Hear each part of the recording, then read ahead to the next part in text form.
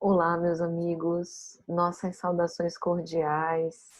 É com muita alegria que estamos aqui hoje para o IKB, Instituto Kardecista da Bahia, a convite do nosso queridíssimo amigo, professor Edivaldo.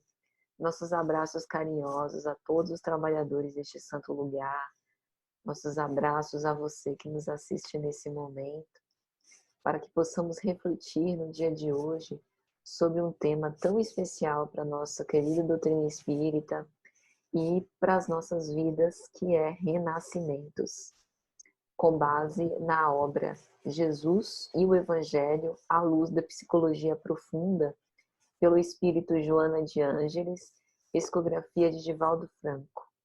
Então, antes que possamos começar, convidaria a todos para que se sentirem confortáveis, fechem os olhos, mentalizemos Jesus com todo o seu amor, a sua glória, a sua misericórdia, com todo o seu carinho para conosco. E mentalizando o nosso Mestre, que possamos agradecer pela oportunidade de viver, de estarmos aqui reunidos, por amor ao seu nome. Que Ele abençoe os nossos bons propósitos, de seguir teus ensinos, de viver o Evangelho. Nos abençoe e nos guarde hoje e sempre. Que assim seja. Então, amigos, como dissemos, esse livro é uma preciosidade, Jesus e o Evangelho à luz da psicologia profunda, pelo espírito Joana de Ângeles, psicografia de Divaldo Franco. Essa é a 11ª obra da série psicológica de Joana de Ângeles, que tem um conjunto de 16 obras. E o capítulo que me serve de tema é o 5º, Renascimentos. Nessa obra, Joana faz um trabalho majestoso, porque ela, a cada capítulo, coloca uma citação neotestamentária do Novo Testamento e faz uma referência ao Evangelho segundo o Espiritismo. Então, ela, depois disso, analisa o texto em referência com base à luz da psicologia profunda. Então, é um trabalho precioso da nossa querida e veneranda instrutora. Então, ela começa o capítulo fazendo a citação de João, capítulo 3, versículo 3. Ninguém pode ver o reino de Deus se não nascer de novo. O famoso diálogo de Jesus com Nicodemos. Então, a citação que ela faz é o Evangelho segundo o Espiritismo, capítulo 4. Ninguém poderá ver o reino de Deus se não nascer de novo, item 25. Resposta de São Luís sobre necessidade da encarnação. A pergunta dirigida a São Luís é a seguinte: é um castigo a encarnação e somente os espíritos culpados estão sujeitos a sofrê-la? Ao que São Luís responde: a passagem dos espíritos pela vida corporal é necessária para que eles possam cumprir, por meio de uma ação material, os desígnios cuja execução Deus lhes confia. É-lhes necessária, a bem deles, visto que a atividade que são obrigados a exercer lhes auxilia o desenvolvimento da inteligência. Sendo soberanamente justo, Deus tem de distribuir tudo igualmente por todos os seus filhos. Assim é que estabeleceu para todos o mesmo ponto de partida, a mesma aptidão, as mesmas obrigações a cumprir e a mesma liberdade de proceder. Qualquer privilégio seria uma preferência e toda preferência uma injustiça. Mas a encarnação, para todos os espíritos, é apenas um estado transitório. É uma tarefa que Deus lhes impõe quando iniciam a vida, como primeira experiência do uso que farão do livre-arbítrio. Os que desempenham com zelo essa tarefa transpõem rapidamente e menos penosamente os primeiros graus de iniciação, e mais cedo gozam do fruto dos seus labores. Os que, ao contrário, usam mal da liberdade que Deus lhes concede, retardam a sua marcha. E, tal seja a obstinação que demonstrem, podem prolongar indefinidamente a necessidade da reencarnação. E é quando se torna castigo. Olha que interessante essa resposta de São Luís, porque ele dá elementos precisos para que a gente possa entender de uma forma muito clara. A encarnação foi conferida por Deus como uma oportunidade para que a gente experimentasse o nosso livre-arbítrio. Mas, a depender da nossa vontade, a gente pode cumprir ou desempenhar com zelo a tarefa que Deus nos impôs, ou podemos usar mal dessa liberdade e deixar que a nossa marcha seja retardada, porque assim foi da nossa vontade. E é nesse caso que, prolongando indefinidamente essa roda das reencarnações, por assim dizer, isso acaba se tornando um castigo, porque a gente não passa por esses estágios de uma forma tranquila, mas muito provacional.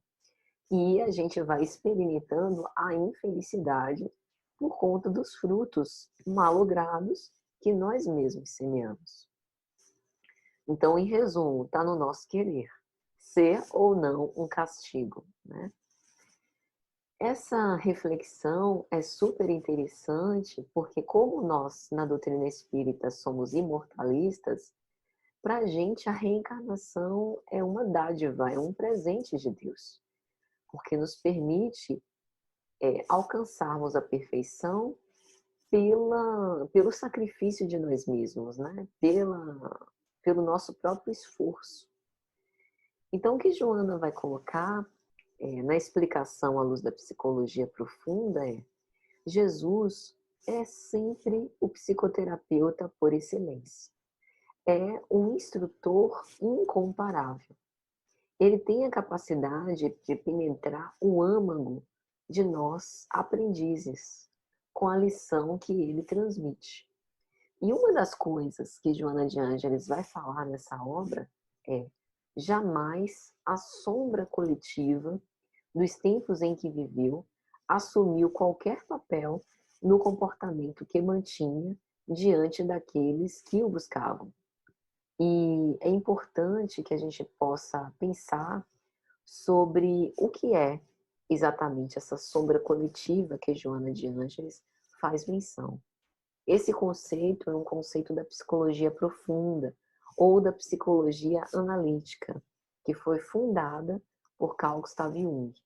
Jung, psiquiatra e psicoterapeuta suíço, tem uma amizade por mais de 7 anos com Freud, entre 1906 e 1913. Então, Jung foi psicanalista, trocando quase 400 cartas com Freud, mas depois resolve seguir seu próprio rumo e, numa obra cuja edição em alemão data de 1976, Os Arquétipos e o Inconsciente Coletivo, Jung vai explicar nessa obra que a primeira prova de coragem no caminho interior, uma prova que basta para afugentar a maioria de nós, porquanto o encontro conosco mesmos pertence a coisas desagradáveis que nós evitamos enquanto pudermos projetar o negativo à nossa volta, né?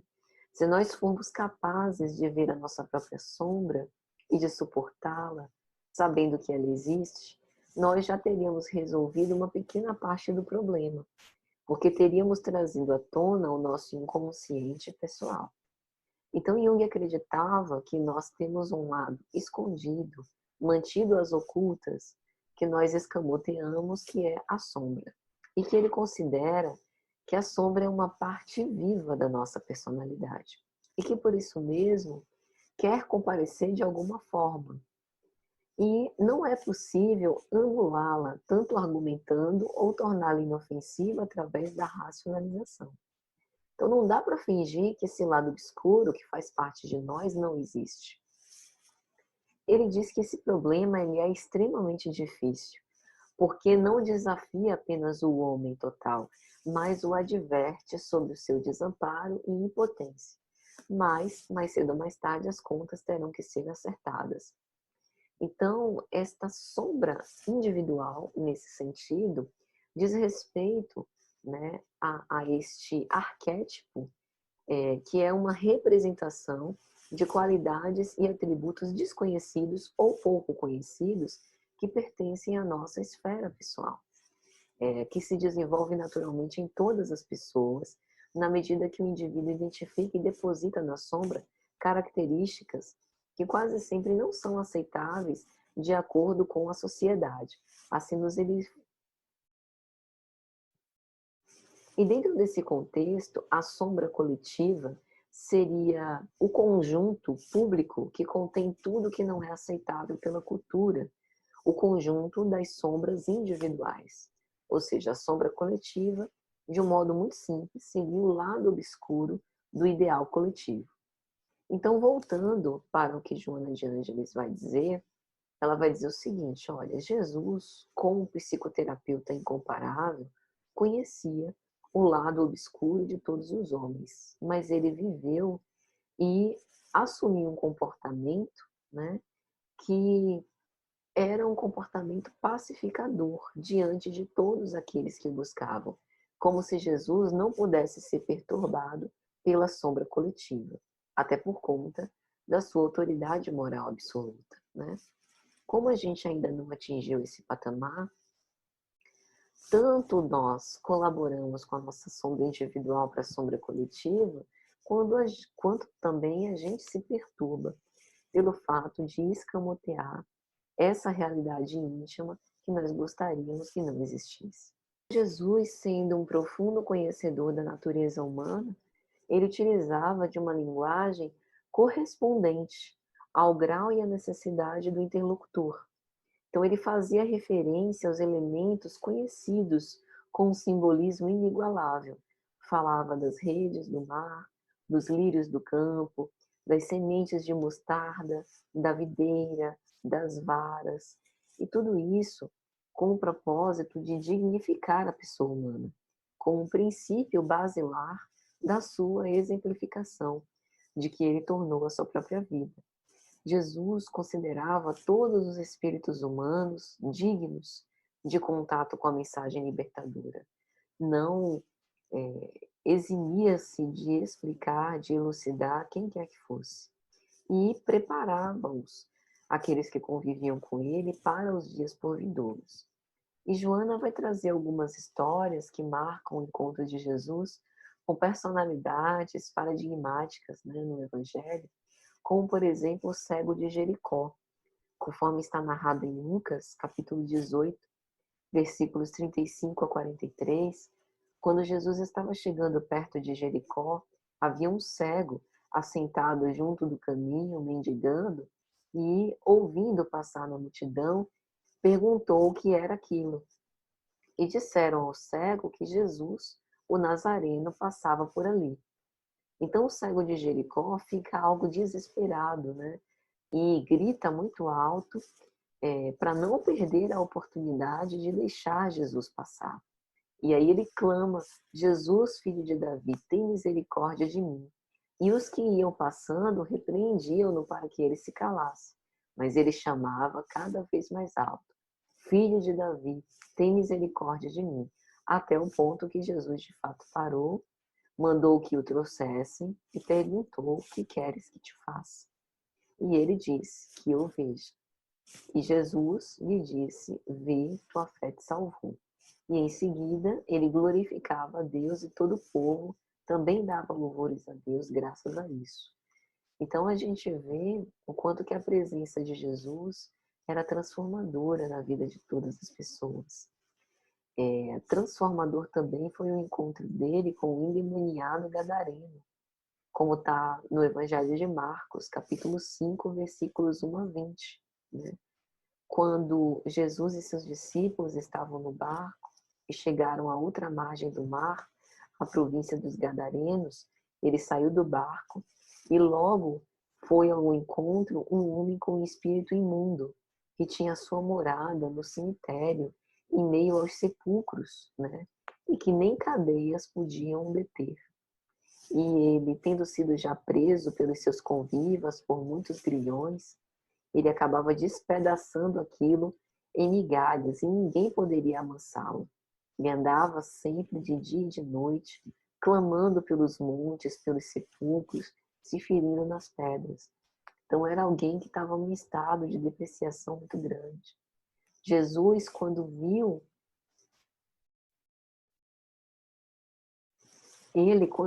Jesus ao longe, correu e adorou, né?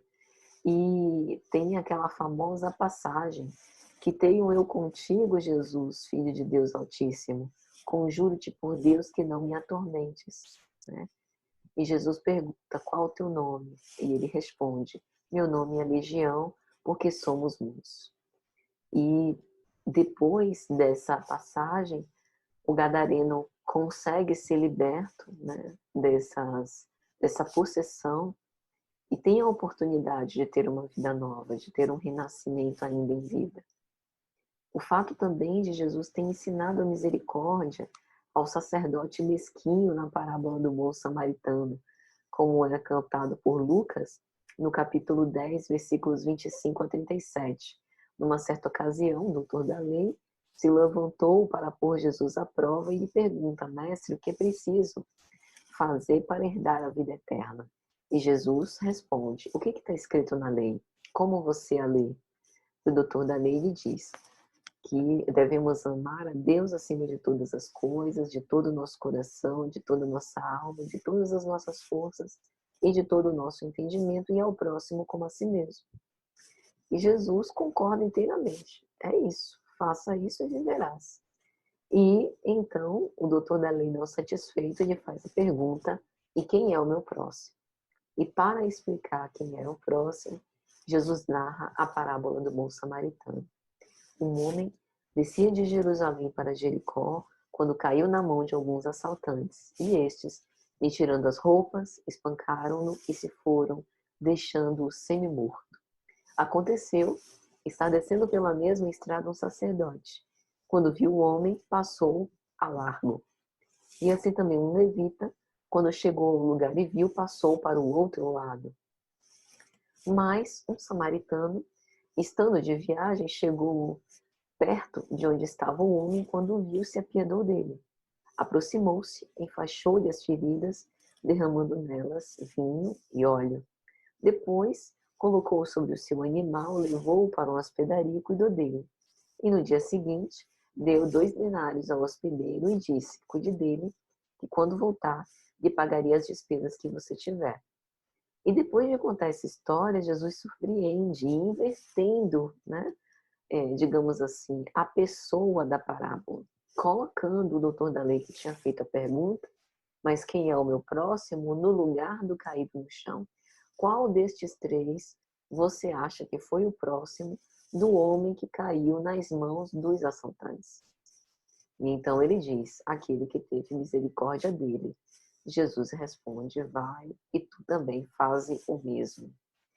Então, ele promovia, através dos seus encontros com as pessoas, essas reflexões fora do mesmo, fora do normal, do habitual, para que realmente a gente pudesse sair da zona de conforto e analisasse a situação sob um novo aspecto.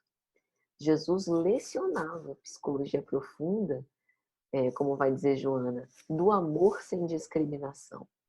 E é com base nisso que ele dialoga com Nicodemos sobre o imperativo dos renascimentos. Nesse diálogo, Joana vai nos dizer que Jesus revela a verdade com audácia, no que tange a necessidade de nascer de novo, de volver ao proscênio terrestre, né? Essa nossa experiência reencarnatória da vida material, para que a gente possa se reeducar, para que a gente possa reconsiderar atitudes, aprofundar conhecimentos, né?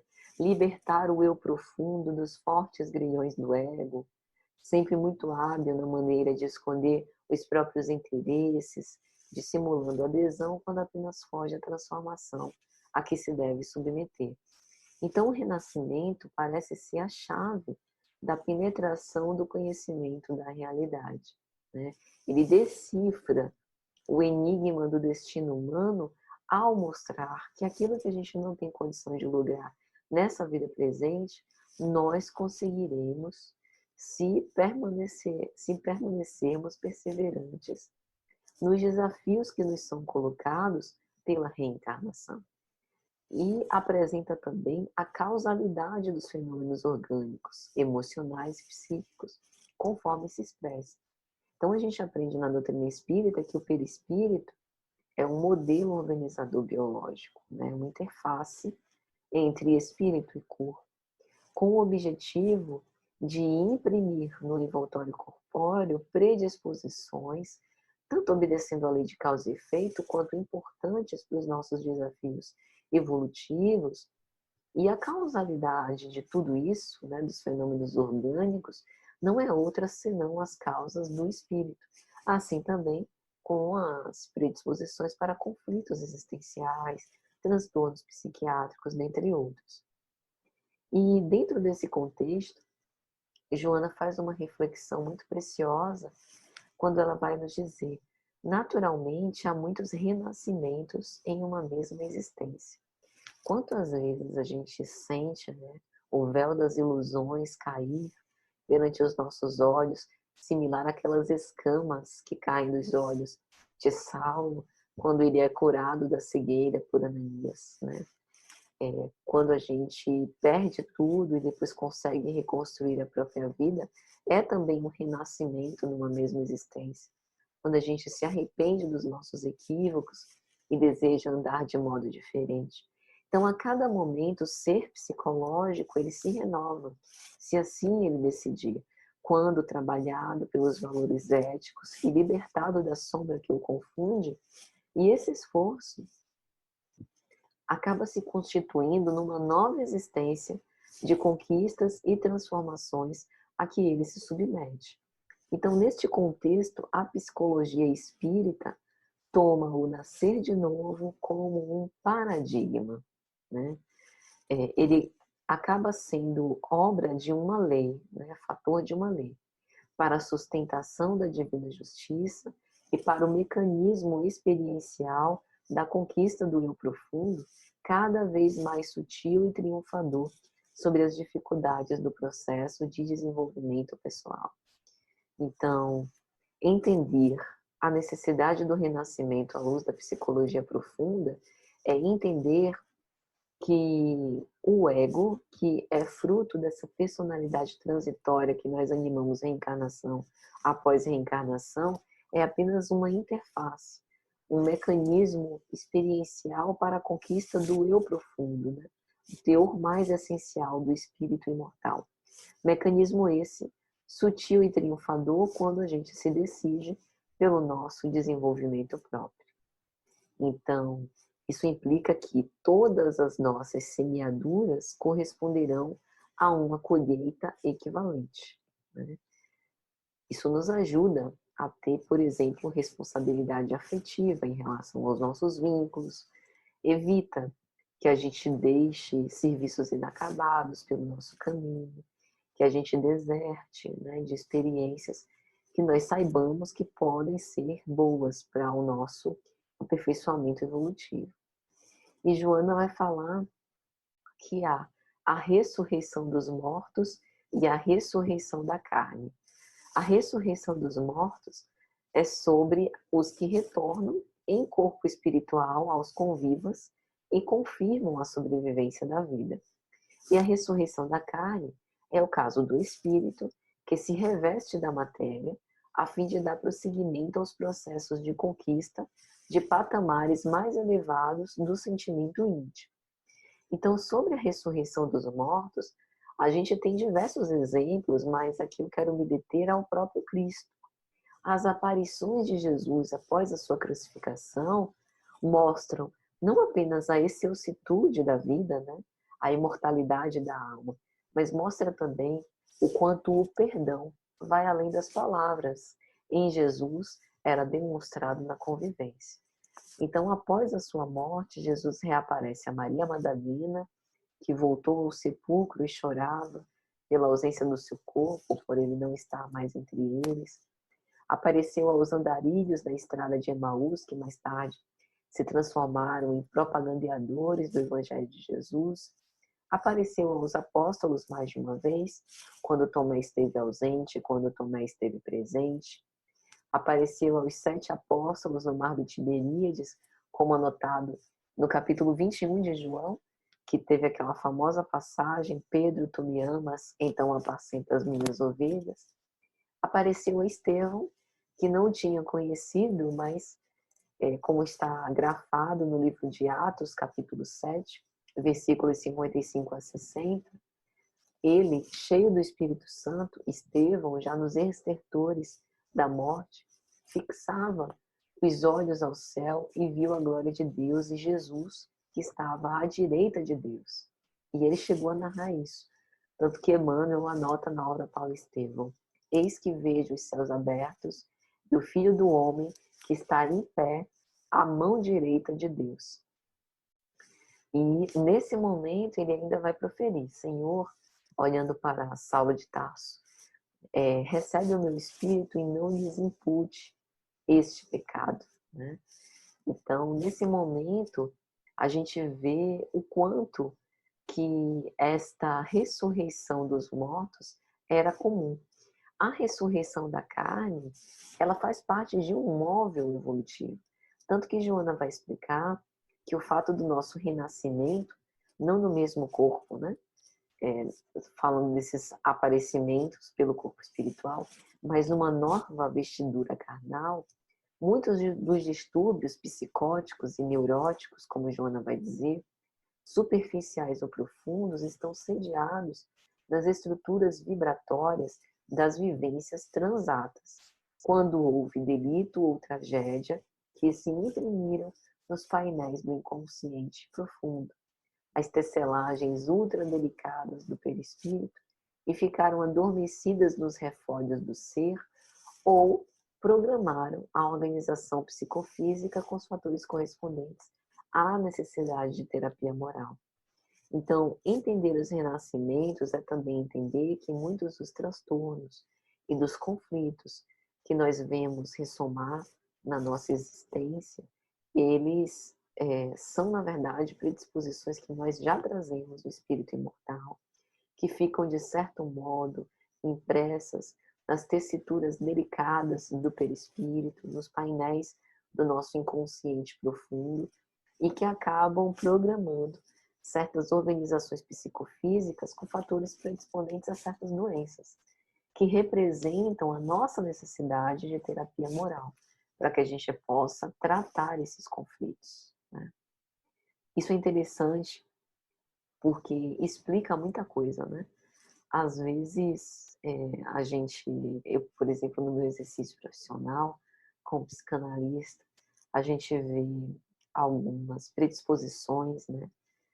Alguns padrões psíquicos em certas pessoas, e quando a gente olha para o panorama da vida daquela pessoa, volta nas cenas da infância, nas relações parentais, na forma como ela estabelece vínculos já na fase adulta, a gente não consegue entender por que que uma manifestação de conflito tão grande não tem exatamente uma raiz, uma causa, digamos assim, tão consistente quanto. Parece que o efeito do conflito é muitas vezes superior a qualquer trauma que a gente poderia investigar na vida presente. Então, se a gente não tem esse olhar, né, das vidas sucessivas, fica até difícil de entender certas configurações, né? Então, realmente, a psicologia espírita, ela amplia o nosso entendimento, né, sobre os nossos próprios conflitos e o conhecimento de nós mesmos. Joana vai dizer que Jesus humano, Jesus homem, nunca havia encarnado antes na Terra, né? Ele que foi o divino construtor do nosso orbe, como vai dizer o Espírito Emmanuel na obra Caminho da Luz. E ele se apresentava a nós como o ser integrado, de profundo conhecimento e amor. Ele tinha vindo experimentar provações e ultrajes, não por conta da lei de causa e efeito, mas para conseguir êxito na tarefa que lhe foi confiada por Deus. Jesus vem com a proposta de seguir modelo, né? Então ele enfrenta a sombra coletiva sem tormento da sombra pessoal, porque nele já não havia mais esse lado sombrio, já era um modelo perfeitamente equacionado e ao alcance do entendimento de todos nós. Então, por mais que a gente não tenha conhecimentos de psicologia profunda, por mais que a gente não entenda muito bem, né, desses meandros psicológicos, todos nós conseguimos entender o comportamento de Jesus. A sua mansuetude, a sua pacificidade, né? Entender a sua humildade, o seu amor imenso por toda a humanidade, em que ele se torna esse protótipo que deve ser seguido e vivido por todos nós. Então, diante desse contexto, Joana vai colocar a reencarnação como um processo psicoterapêutico de amor divino, fruto da justiça magnânima, que faculta a todos meios de evoluir a esforço pessoal. Então, a gente está diante de uma experiência que não é qualquer experiência, foi uma experiência, no mais das vezes, planejada, programada, com atenção, para que a gente, com base no nosso próprio esforço, possa vencer a si mesmo. E tem uma reflexão nesse ponto que é muito importante. Jesus é nosso aliado, nosso amigo. Nós que somos aflitos na estrada do progresso. Mas ele não vai realizar por nós as espinhosas tarefas que nos dizem respeito. Ele não vai nos libertar da nossa inferioridade a passe de mágica. O arrependimento tem que ser nosso. O aproveitamento dos valores terrestres tem que ser utilizado pela nossa vontade e livre-arbítrio. Ele é este coração benigno e amoroso, que ensina como conquistar a autoestima, a autoiluminação, a autoentrega para encontrar a paz e vivê-la. Mas nós precisamos fazer o trabalho que nos é incumbido. E Joana finaliza esse capítulo dizendo: ninguém pode ver o reino de Deus se não nascer de novo. Pode significar também limpar-se das mazelas conflitivas mediante a psicoterapia de amor e caridade, desfrutando desde logo de harmonia plena. Então que a gente aproveite, meus amigos, a nossa reencarnação, o nosso renascimento enquanto temos tempo. Nós estamos passando por um processo muito doloroso da pandemia, que a gente não vai saber quando vai ter fim, não sabemos se vamos voltar um dia para, entre aspas, a nossa vida normal. Quanto tempo levará para a gente reencontrar os nossos afetos queridos? Então, que no lugar de onde nós estivermos, nas condições que nós tenhamos, nós possamos enfrentar os nossos conflitos com a ajuda desse psicoterapeuta inconfundível, praticando o máximo amor e caridade que a gente puder, enquanto a gente tem tempo. Então que Jesus nos abençoe a todos, nos envolva na sua santa paz. Quero agradecer mais uma vez o convite merecido dessa casa, a todos que nos acompanharam nessas descoloridas ilações e vamos orar para agradecer.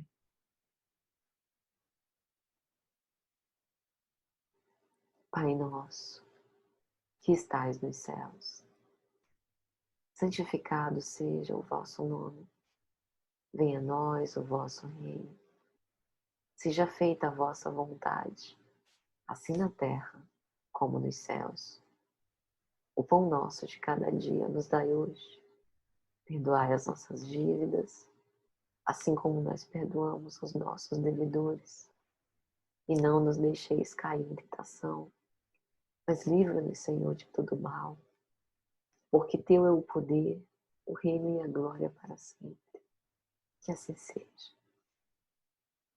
Que Deus nos envolva em paz, meus amigos, e até a próxima, se Jesus assim permitir.